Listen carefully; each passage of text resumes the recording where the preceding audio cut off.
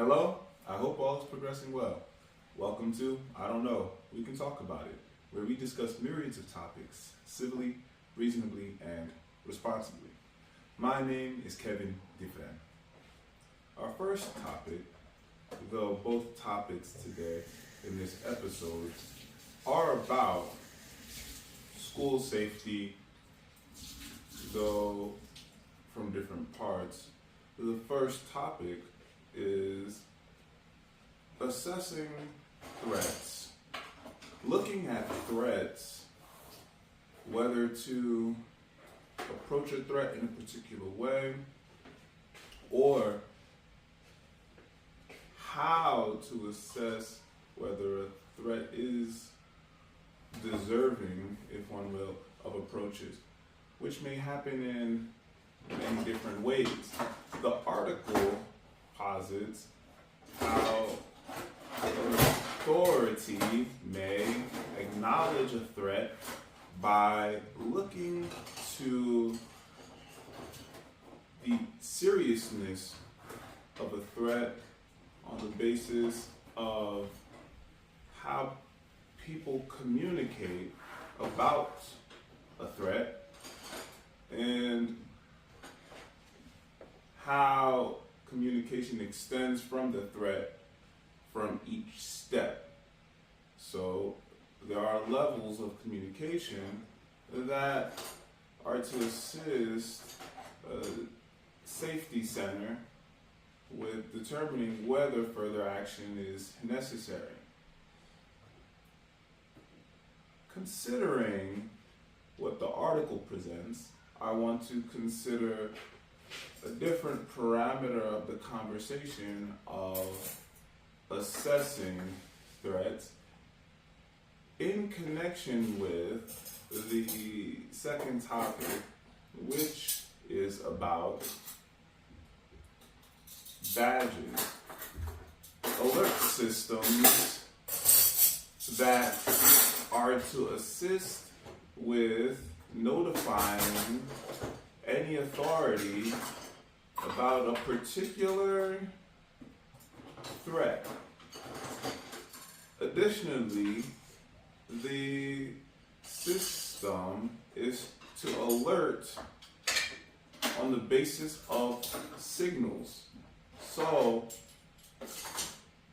an individual working in a school may operate the tool pressing a button a particular amount of times to notify whoever is in alignment with the amount of times the button receives pressing.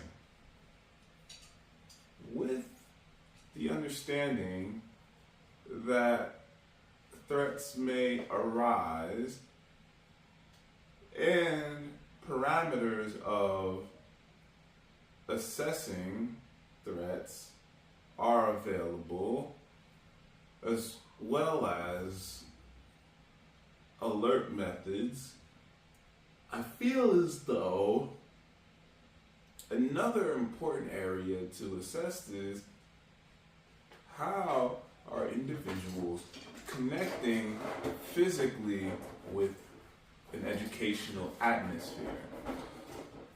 Looking at a student with a big bag entering school makes me think, oh, an individual is attending school, though I consider school safety and wonder how parameters of an educational environment may prove differently to ensure not only safer grounds, though a heightening, a broadening of educational criterion, considering real-world practical connections with an educational environment.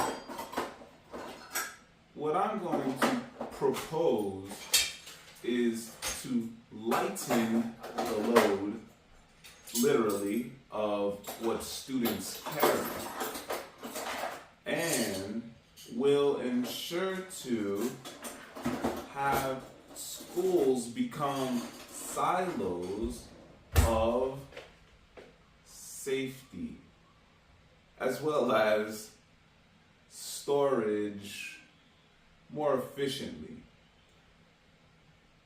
I feel as though if a school is able to cater to lockers for every student, then having lockers be spacious enough for whatever a school necessitates, what a student's obligations are in connection with materials, I feel as though approaching education in-house predominantly may prove very valuable in lightening what students may have to carry elsewhere from an educational environment. How does a student practice? How does a student complete homework if all materials in connection with one's education, aside from one's brain, are to be in the school environment?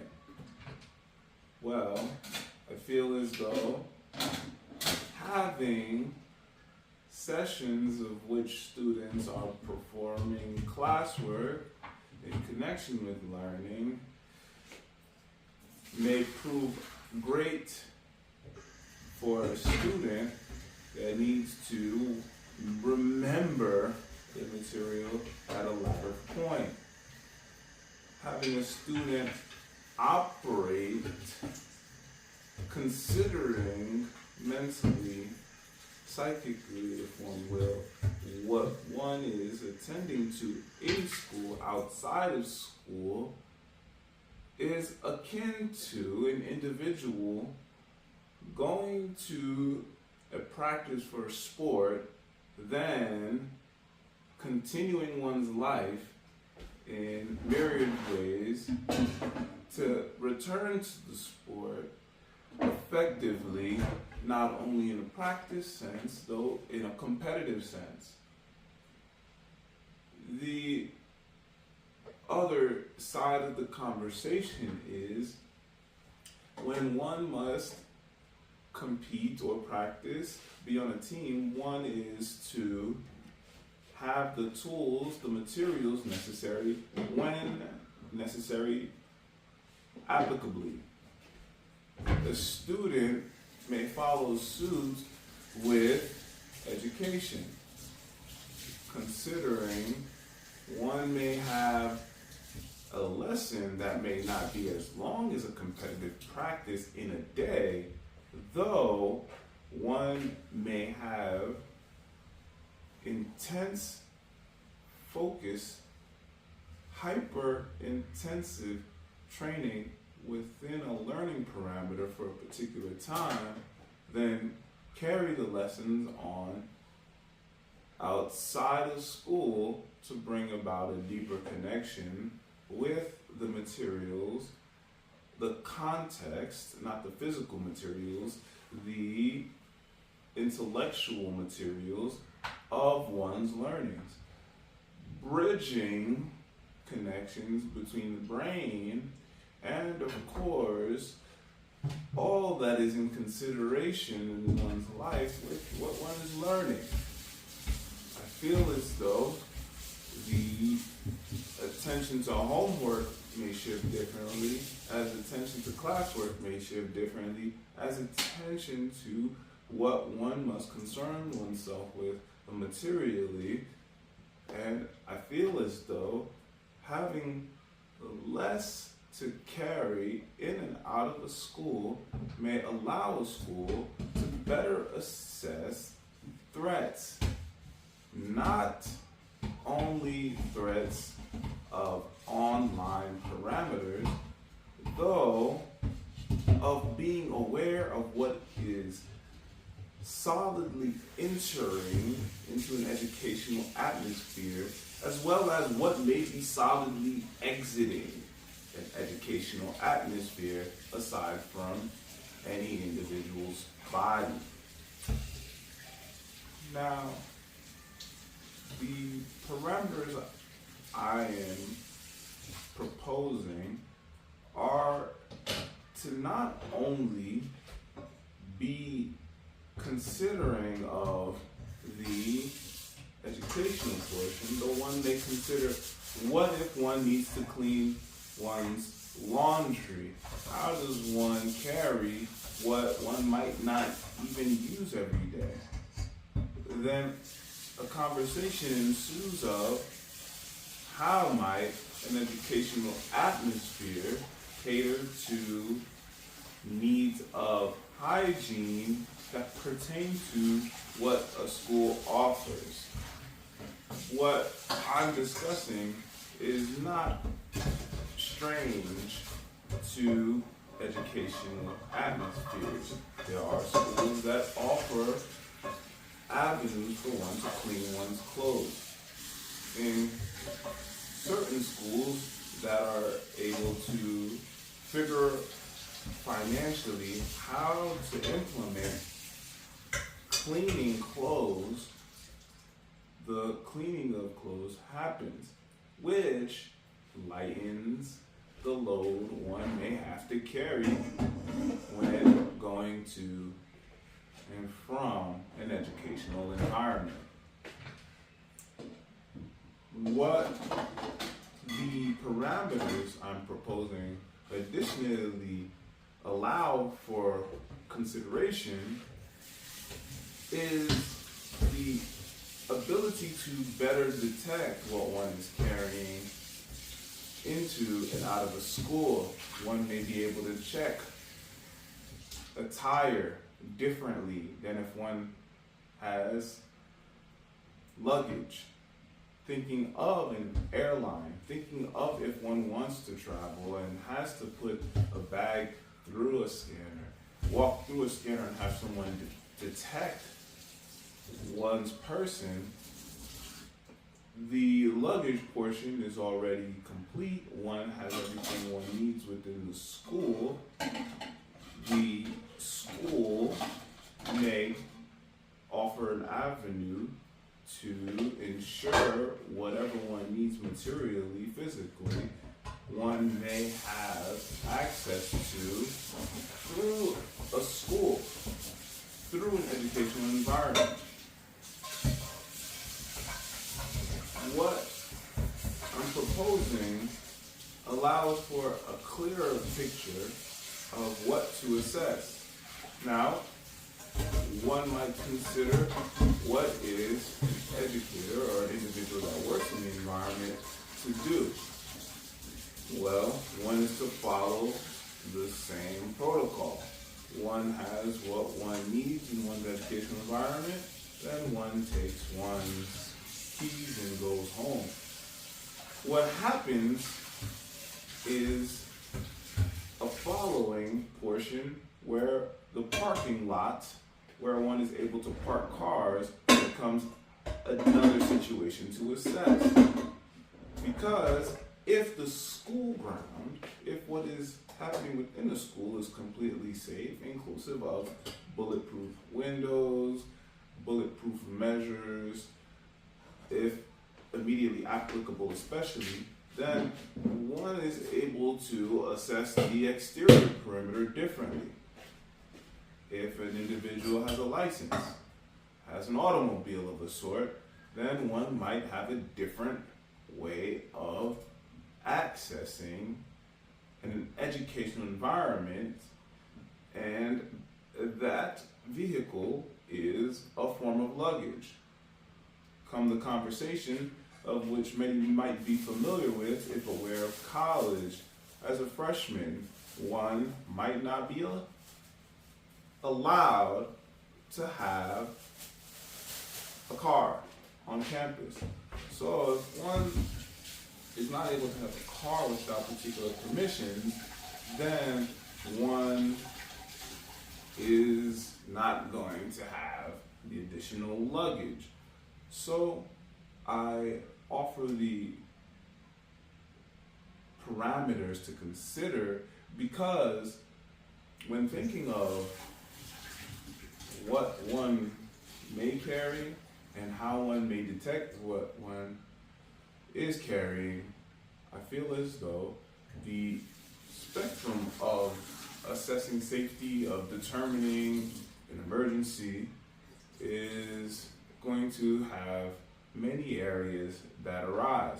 When many areas already have the preliminary stages set to ensure safety, then even if the physical situation becomes a part of the conversation, there's a lot more distance and awareness possible, because one will be able to physically see a threat from an actual distance.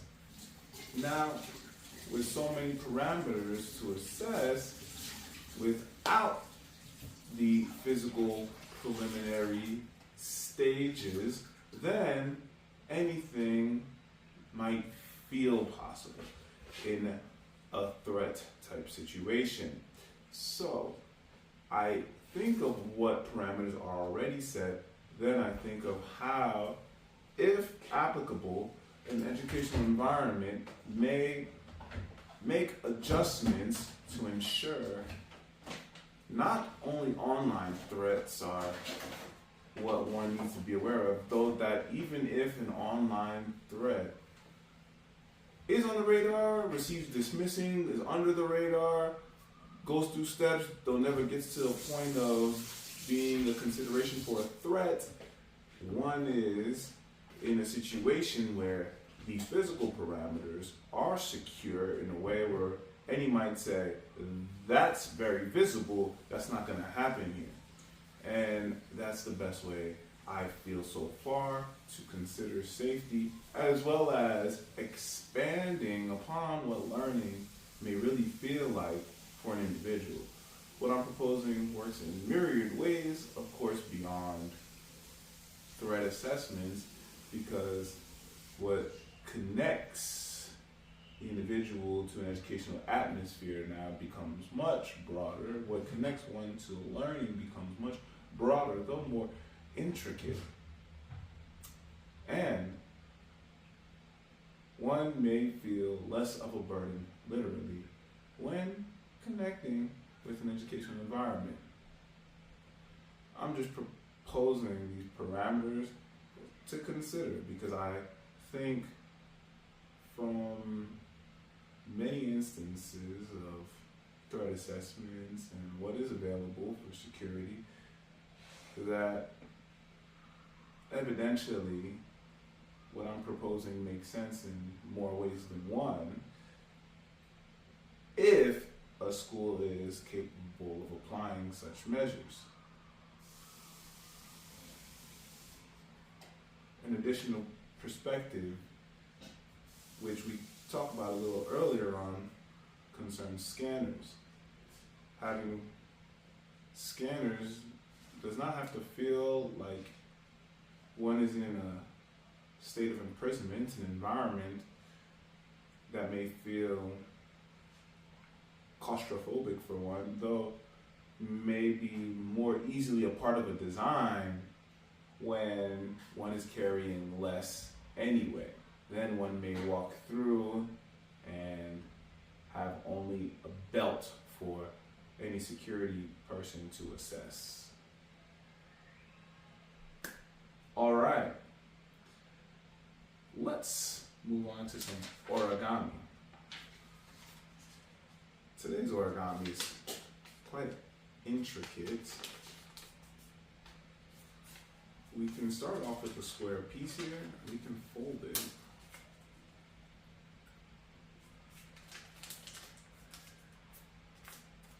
Point to point.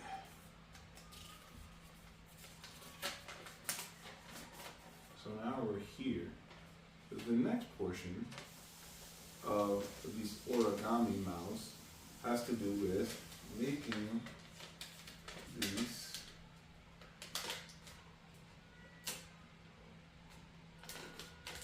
lines and edges folding together.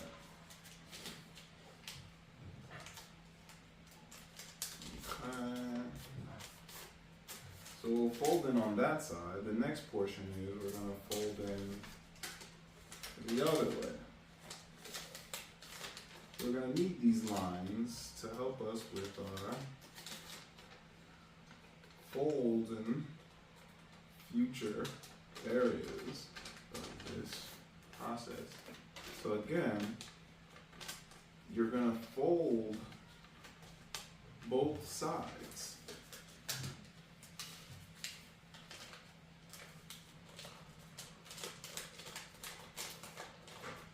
So when you fold both sides, similarly here, when you open it up, you'll have the lines to work with, and we'll be able to make some more folds in. So next, we're going to take from our one fold here, we're going to just fold up this line, fold up here, and then again we can go back and then fold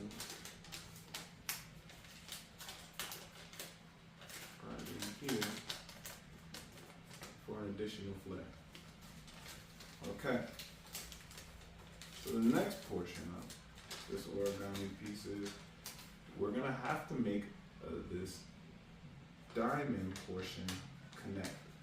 Now, I'm going to touch base with the instructions to ensure that the initial folds are going to bring us into our origami mouse.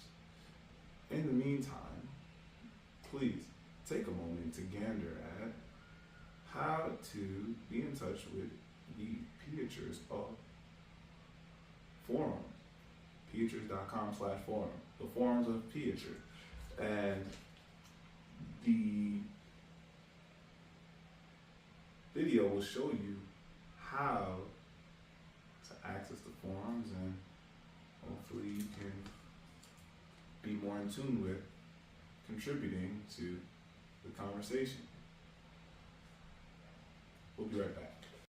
Hello, welcome to I Don't Know, We Can Talk About It's intermission point for www.pieters.com. Welcome to Pieters, where expression, the choice to express in the public sphere, is to bear in the wild your choice responsibilities, where beyond anyone and anywhere else, you will encounter yourself. Aside from Pieters, music, books I've read, publications, merchandise, and of course the About page, the Forum of Pieters works in tandem with I Don't Know, We Can Talk About It. So I encourage you to stay up to date via the YouTube channel, the podcast, or use the forums to be an active participant in future discussions or other discussions.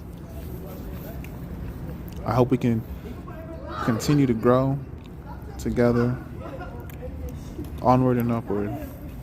Kevin Dufresne. Welcome back to I Don't Know, We Can Talk About It, where we discuss myriads of topics civilly, reasonably, and responsibly. So back to our origami, we're going to take this portion from our initial folds, and we're just going to fold in our flap.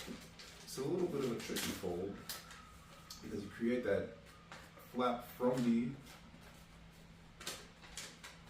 two folds from both sides. Though once you're coming in here, you have to pick which direction you want to go. So you're gonna fold it in and squish it in. Alright, so it's like an open diamond, and then from here, just fold in. Next, take the flaps and just fold them to both sides. As you can see, I'm just going to take it from the left side to the right side and fold it back. really, these folds create creases. The next portion we're going to do is take a fold in diagonal. So we're going to make a little triangle here. From here, just going to take it in, and we're just going to fold it. And the next thing is to do the same thing on the other side. It folds over really nice. See that? So just taking this portion here, taking that portion, and we're just folding it over. Very nicely done. And then the next portion from here is just gonna unfold it, and we're gonna look at our new folds here, our line. Refold it back, take this portion, and we're gonna fold it in. We already have this initial fold, but we're gonna fold it in. Okay? Fold it in here, take it. Next, we're gonna turn it over, we're gonna fold it in again. So we fold it here at the top, that's already done. And we can actually bring it just to the top of the ears so you don't overfold. Okay. Come back and fold here. Okay. Now we're going to get into the next process. So we already, as you can see, we have our ears, and we're gonna get our nose. So we can start with this next stage where we can just fold in here. We're gonna get our tail going, fold our tail in, and after we fold it in, just fold it back a little bit. Okay? And when we get our tail in, what we're gonna do is we're just gonna fix the tail in so that the reverse fold really fits in with our mouse. Alright, boom. Now, if you want to just leave it here, you have something like a mole rat looking thing here.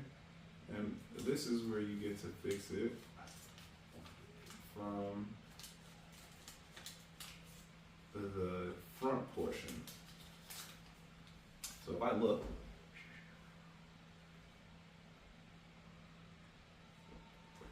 from here,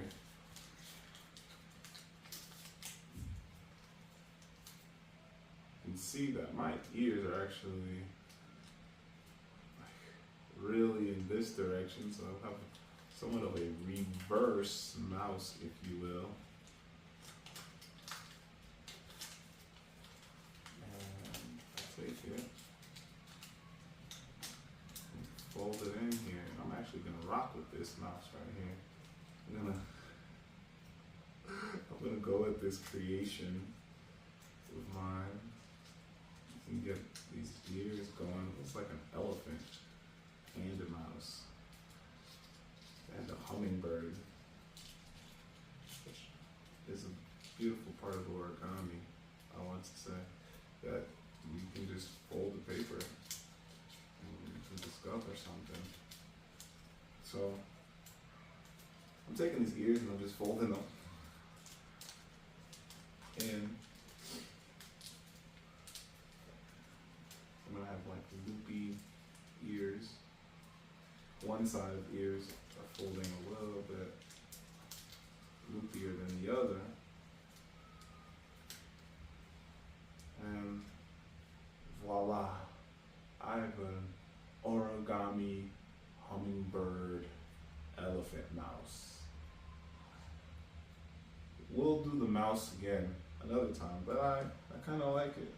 And look, it just stands here like fiery ears. Alright, our next topic is about a physical book. I really enjoy reading physical books, and The 7 Habits of Highly Effective People by Stephen Covey.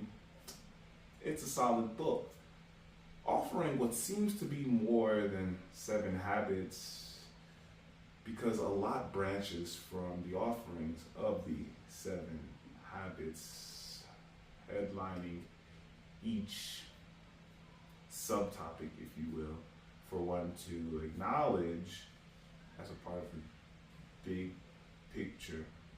I feel as though the text is a sound guide with immediately applicable methods and strategies for one to implement within one's life, to approach not only from a practical sense of doing with work type contexts, though to connect with one's being, how one is approaching life personally, to ensure one is stable in myriad ways, moving forward in one's life. And I feel there is a balance of how one's life caters very well to a large independent reality, the interdependent reality at large that we all live in, all humanity shares. So I feel as though the text is very sound in its offerings and very much worth reading, even considering one may, if one is very familiar with text of the sort, be familiar of the context, and if one is familiar with Stephen Covey's realms of knowledge and offerings, then one will be even more likely to be in touch with the context. And I like the book. I find the book is somewhat of a quick read, though one must deliberate on the topics slowly, and I think definitely the text is one to reread because of the context being so well put together, though again, if one does not immediately apply the methods in one's life, then one will likely need a refresher sooner than later to better assess what one is reading practically. Thanks for joining. I don't know. We can talk about it. Onward and upward. Kevin, the friend.